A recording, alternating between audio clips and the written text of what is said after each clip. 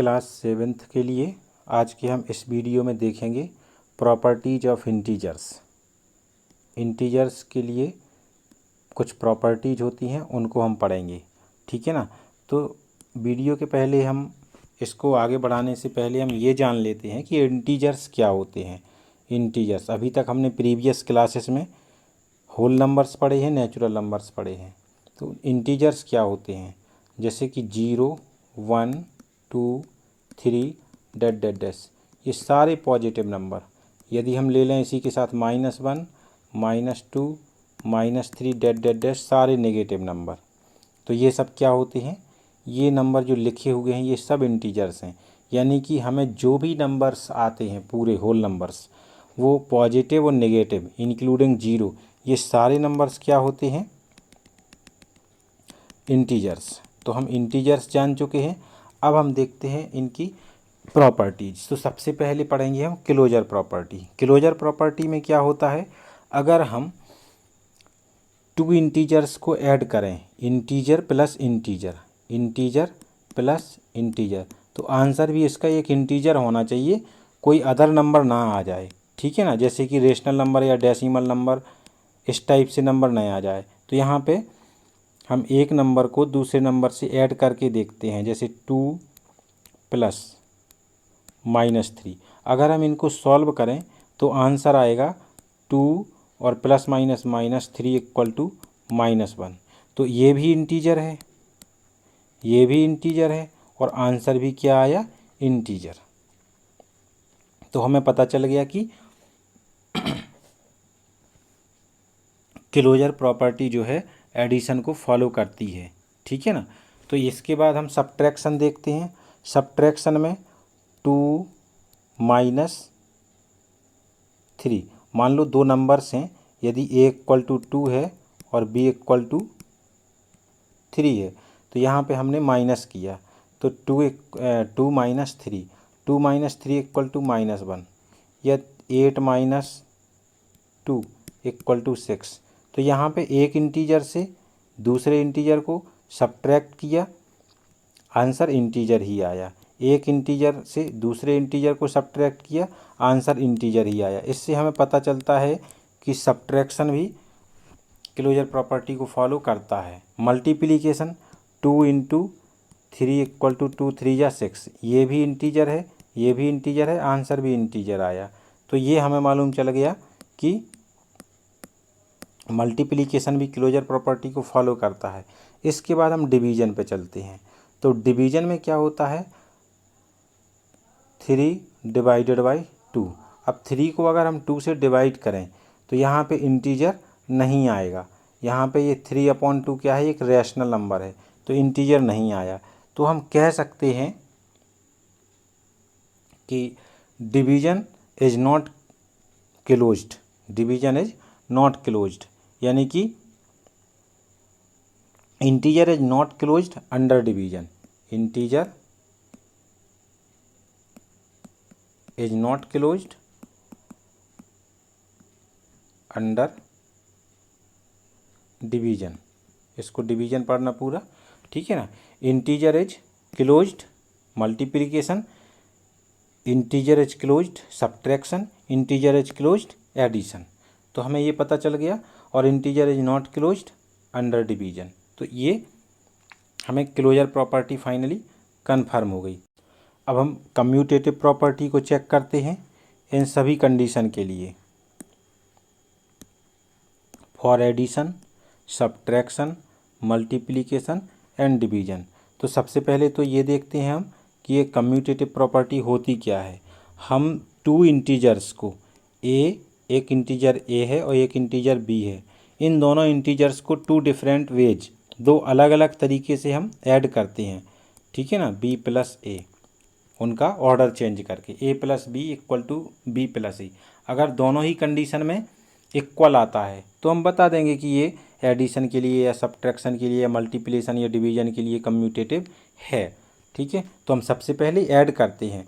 हम A = ले लेते हैं 2 और B = ले लेते हैं -5, समथिंग कुछ भी ले सकते हैं। तो 2 + -5 इक्वल टू -5 प्लस ए की जगह पुट कर देंगे 2, तो 2 plus minus minus 5 equal to 5 में से 2 माइनस किया, 5 में से 2 माइनस किया -3। इधर भी 2 में से 5 यानी कि बड़ा नंबर 5 माइनस का है तो -5 में से 2 जाएगा -3 आएगा, -3। तो यहाँ पे हम कह सकते हैं दोनों साइड इक्वल आया है, तो the addition of integer is commutative, the addition of integer is commutative. ठीक है, इसके बाद हम सब्ट्रैक्शन के लिए देखते हैं, वही नंबर्स हम A2 और B5 लेके चलेंगे सबके लिए, तो A minus B equal to B minus A. Check करते हैं, तो ए की जगह 2 का पुट कर देते हैं, ये माइनस लगा है ये वाला, तो ये यहाँ माइनस आएगा। इसके बाद हम B की वैल्यू पुट करेंगे -5, तो -5 इस तरह से पुट करना पड़ेगा। यहाँ पे फिर करते हैं B की जगह -5 माइनस ए की जगह 2 पुट कर देते हैं, तो 2 माइनस माइनस प्लस 5 आ जाएगा, यहाँ पे माइनस माइनस प्लस 5 आ गया इक्वल टू 5 और 2 7, और यहाँ पे 5 और 2 7, 7 इक्वल टू -7। क्या दोनों साइड इक्वल हैं? नहीं है, तो हम कह सकते हैं कि A minus B is not equal to B minus A, यानी कि subtraction of integer is not commutative, subtraction of integers is not commutative. इसके बाद हम मल्टीप्लिकेशन के लिए देखते हैं, A into B equal to B into A. Commutative में सिर्फ इतना ही है कि ऑर्डर चेंज करना है, यहाँ A पहले लिखा B बाद में, यहाँ B पहले लिखा A बाद में। ठीक है, तो ऑर्डर चेंज करके ही ऐड करना है, सब्ट्रैक्ट करना है, मल्टीप्लाई करना है और डिवाइड करना है। तो यहाँ पे A इंटू बी यानी कि A की जगह 2 पुट करना है और B की जगह -5, तो A equal to 2 into -5। Same here -5 into 2, 5 2 जा 10, 5 2 जा 10, दोनों साइड इक्वल आए हैं, यानी कि हम कह सकते हैं कि A into B equal to B into A. ठीक है, तो यहाँ पे integers are commutative under multiplication. ठीक है, यहाँ पे हमें A divided by B equal to B divided by A। ठीक है, डिवाइड का साइन भी यूज कर सकते हैं या डिवाइड में लिख भी सकते हैं अपॉन में। तो यहाँ पे 2 अपॉन -5 इक्वल टू -5 अपॉन 2, ये तो दिख ही रहा है कि इक्वल आ ही नहीं सकते। तो यहाँ पे integers are not commutative under division, integers are not commutative under division. ठीक है, इसके बाद हम नेक्स्ट देखते हैं, अब है एसोसिएटिव प्रॉपर्टी। एसोसिएटिव प्रॉपर्टी क्या होती है, सबसे पहले यही जान लेना ज़रूरी है। क्या होती है कि A, B और C 3 नंबर्स होते हैं, तीनों नंबर का A प्लस B, पहले हम A और B को ऐड कर लेते हैं, जो आंसर आता है उससे C ऐड कर देते हैं, और दूसरी बार में क्या करते हैं, हम पहले B और C को ऐड करते हैं और जो आंसर आता है उसको A से ऐड कर देते हैं, और फिर देखते हैं कि दोनों के आंसर सेम हैं। यदि सेम है तो यही काम हम एडिशन के लिए करते हैं, यही काम सब्ट्रैक्शन के लिए, मल्टीप्लिकेशन के लिए और डिवीजन के लिए। तो मोस्टली प्रॉपर्टी एडिशन और मल्टीप्लिकेशन के लिए ट्रू रहती हैं और सब्ट्रैक्शन और डिवीजन के लिए ट्रू हो सकती हैं और नहीं भी हो सकती हैं, लेकिन एडिशन और मल्टीप्लिकेशन के लिए सभी लगभग सभी हैं। तो यहाँ पर सबसे पहले एडिशन के लिए देखते हैं, A plus B plus C equal to A plus B plus C. तो यहाँ पे हम यदि हम A इक्वल टू 1 पुट कर दें, B इक्वल टू 2 पुट कर दें और C इक्वल टू -3, तो A प्लस बी, क्योंकि एक इंटीजर होने चाहिए, अगर सारे पॉजिटिव नंबर लिख लेंगे तो हो सकता किसी सभी के लिए ट्रू हो जाए, तो कुछ ना कुछ हम डिफरेंट करते हैं, इंटीजर में एक आध नेगेटिव भी ले लेते हैं। तो 1 प्लस 2 प्लस C की वैल्यू -3, ठीक इसी तरह से यहाँ पे 1 प्लस 2 प्लस -3, तो इसको करते हैं सॉल्व, 2 और 1 3 प्लस माइनस -3 इक्वल टू 1 का 1 ही लिखते हैं, प्लस 3 में से 2 माइनस किया, यहाँ पे 3 में से 2 माइनस किया, -1 आएगा। ठीक है। तो 3 - 3 = 0 और +1 - 1 = 0। तो हम कह सकते हैं कि integer are associative under addition. ठीक है। इसके बाद हम सब्ट्रैक्शन के लिए चेक करते हैं। सब्ट्रैक्शन में देखते हैं a - b - c = a - b - c। हाँ, तो इसको चेक करते हैं। a - b यानी 1 - 2 और -c यानी कि -3। ठीक इसी तरह से इस तरफ हम वैल्यू पुट करते हैं। a की जगह 1 -b की जगह 2 ब्रैकेट लगा देते हैं और -3 सॉल्व करते हैं। यहाँ पे सबसे पहले 2 में से 1 माइनस किया, माइनस बनाया और ये माइनस माइनस प्लस हो जाएगा तो +3 = यहाँ 1 का 1 ही रहेगा, माइनस का माइनस ही रहेगा। ये माइनस माइनस प्लस हो जाएगा तो प्लस का 3 और प्लस का 2 तो 3 और 2 5। फाइनली ये 3 - 1 = 2 और इधर आ जाएगा -4। तो यहाँ पे ये आपस में इक्वल नहीं है। तो ये प्रॉपर्टी सब्ट्रैक्शन के लिए इक्वल नहीं है। तो हम यहाँ कट भी कर सकते हैं कि इक्वल नहीं है और बता दिया कि integers are not associative under subtraction. Multiplication के लिए चेक करते हैं। 1 यानी कि a × b × c, पहले इधर और फिर a × b × c। तो a × b यानी कि 1 × 2 × -3 = 1 × 2 × -3। चेक करते हैं। 2 का 2 ही रहेगा, मल्टीप्लाई -3 = 1 × 3 × 2 = 6, 3 × 2 = -6 = 6 × 1 = 6 -6। यानी कि हम कह सकते हैं कि integer are associative under multiplication, equal हैं। इसके बाद डिवीजन के लिए तो जिस तरह से आपको चेक करने की भी ज़रूरत नहीं है, जिस तरह से पिछले यानी कि कम्यूटेटिव प्रॉपर्टी में इक्वल नहीं आया था उसी तरह से आएगा। चाहो तो आप चेक भी कर लेना।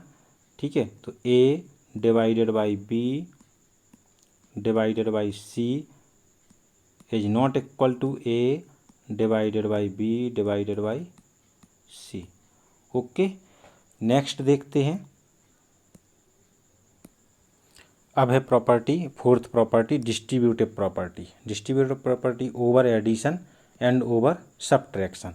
तो डिस्ट्रीब्यूटिव प्रॉपर्टी जैसा कि इसका नाम है डिस्ट्रीब्यूटिव, यानी कि डिस्ट्रीब्यूट किया जाता है। तो डिस्ट्रीब्यूट किस तरह से किया जाता है?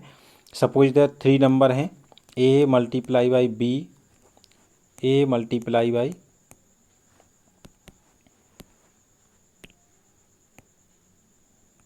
b + c।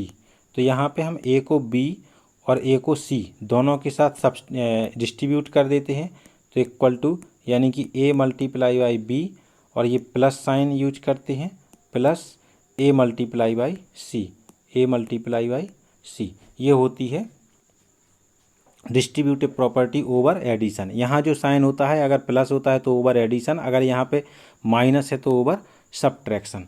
अब सपोज दैट इसको वेरीफाई करना है तो a = सपोज दैट 2 है, b = 3 है और c = -1 है। ठीक है। तो यहाँ पे हम चेक करते हैं इसको। a की जगह 2 पुट किया, × b की जगह 3 प्लस -1 इक्वल टू, यहाँ पे भी हमें पुट करना पड़ेगा a की जगह 2 × b की जगह 3 प्लस a की जगह फिर से 2 × c की जगह -1। चलिए अब हम सॉल्व करते हैं। a × 3 और ये प्लस माइनस माइनस ही हो जाएगा, यानी 3 - 1 = 2 आएगा। तो यहाँ पे लिख देते हैं हम 2 इक्वल टू 3 × 2 = 6, 3 × 2 = 6 और 2 × 1 = 2 यानी -2। यहाँ पे 2 × 2 = 4 आ जाएगा इक्वल टू 6 में से 2 माइनस किया 4। तो LHS = RHS तो ये होती है डिस्ट्रीब्यूटिव प्रॉपर्टी। ऑटोमेटिक दोनों साइड इक्वल आते हैं तो ये डिस्ट्रीब्यूटिव प्रॉपर्टी होती है। ये फॉर्मूला डिस्ट्रीब्यूटिव प्रॉपर्टी का अक्सर हम क्वेश्चंस में यूज करते हैं, ठीक है। अब इसी तरह अगर हम सब्ट्रैक्शन का देखें तो सब्ट्रैक्शन में यही identity A multiply by B minus C, यानी कि ये आ जाएगा ए इंटू बी और ये माइनस साइन इधर तो माइनस ए इंटू सी, ए इंटू सी। अब यहाँ पे ए बी सी की जो भी वैल्यू पुट करेंगे उसी के अकॉर्डिंग इसको वेरीफाई कर देंगे। तो ये होती है डिस्ट्रीब्यूटिव प्रॉपर्टी ओवर सब्ट्रैक्शन। जो पिछली वाली यहाँ पे अगर प्लस साइन होता है तो ओवर एडिशन और माइनस है तो ओवर सब्ट्रैक्शन। तो इसको भी आप इंटीजर्स कोई भी इंटीजर्स रख के ए बी सी की जगह वेरीफाई कर सकते हैं। तो ये हो गई आपकी डिस्ट्रीब्यूटिव प्रॉपर्टी ओवर सब्ट्रैक्शन। हाँ, तो यहाँ property of zero, property of zero क्या है? प्रॉपर्टी ऑफ जीरो में क्या होता है कि किसी भी इंटीजर को जीरो से ऐड करें, किसी भी इंटीजर को, जैसे सपोज दैट 0 + 3 तो वैल्यू अनचेंज रहती है, यानी कि इंटीजर अनचेंज रहता है। 3 है तो 3 ही आया यहाँ पे, ठीक है। यहाँ पे कोई भी इंटीजर ले लो, 6 + 0 = 6, 0 + -8 = आंसर -8, यानी कि पहले जो -8 में 0 ऐड किया -8 ही आंसर आया, यानी कि वैल्यू अनचेंज, इंटीजर की वैल्यू अनचेंज रहती है। -81 + 0 तो आंसर क्या आएगा? 81 माइनस का। तो जैसे कि माइनस का 81 है तो आंसर भी -81 आया। इसका मतलब है 0 से ऐड करने पर किसी भी इंटीजर को वो इंटीजर अनचेंज रहता है, उसकी वैल्यू चेंज नहीं होती है, जिसको हम बोलते हैं प्रॉपर्टी ऑफ जीरो। हाँ, अब है एडिटिव इनवर्स। तो एडिटिव इनवर्स के बारे में हम जान लेते हैं कि एडिटिव इनवर्स क्या होता है। कोई भी दो इंटीजर्स यदि उनका सम 0 आए, कोई भी दो इंटीजर्स अगर उनका सम 0 आए तो दोनों एक दूसरे के एडिटिव इनवर्स कहलाते हैं। जैसे सपोज दैट अगर हम 6 में -6 ऐड कर दें तो आंसर क्या आ जाएगा? 0। तो 6 का एडिटिव इनवर्स -6 होगा और -6 का एडिटिव इनवर्स +6 होगा, ठीक है ना। -23 + 23 तो यहाँ पे इक्वल टू आंसर क्या आ जाएगा? 0। तो -23 का एडिटिव इनवर्स 23 और 23 का एडिटिव इनवर्स -23। तो इससे हमें पता चल रहा है कि N integer and it's opposite, यानी कि कोई इंटीजर और उसी का opposite are called additive inverse of each other, यानी कि किसी इंटीजर को उसी के अपोजिट को एडिटिव इनवर्स कहते हैं, ठीक है ना। तो ये हो गई अपनी additive inverse property. Next property of 1। 1 की प्रॉपर्टी क्या है? अगर हम किसी भी इंटीजर को 1 से मल्टीप्लाई करते हैं तो वैल्यू अनचेंज रहती है, यानी वो इंटीजर अनचेंज रहता है, -7 ही रहेगा। 6 × 1 = 6, देखिए 6 का 6 ही है, यानी कि वैल्यू चेंज नहीं हुई। -48 × 1 = -48 तो वैल्यू अनचेंज रही, यानी कि जो नंबर किसी भी नंबर को हम 1 से मल्टीप्लाई करते हैं यदि वही नंबर आए तो इसको बोलते हैं प्रॉपर्टी ऑफ 1। 1 × -23 = -23 तो ये कहलाती है प्रॉपर्टी ऑफ 1। तो आज हमने क्या पढ़ा? Property of integers. इंटीजर्स की सारी प्रॉपर्टी पढ़ ली हैं हमने।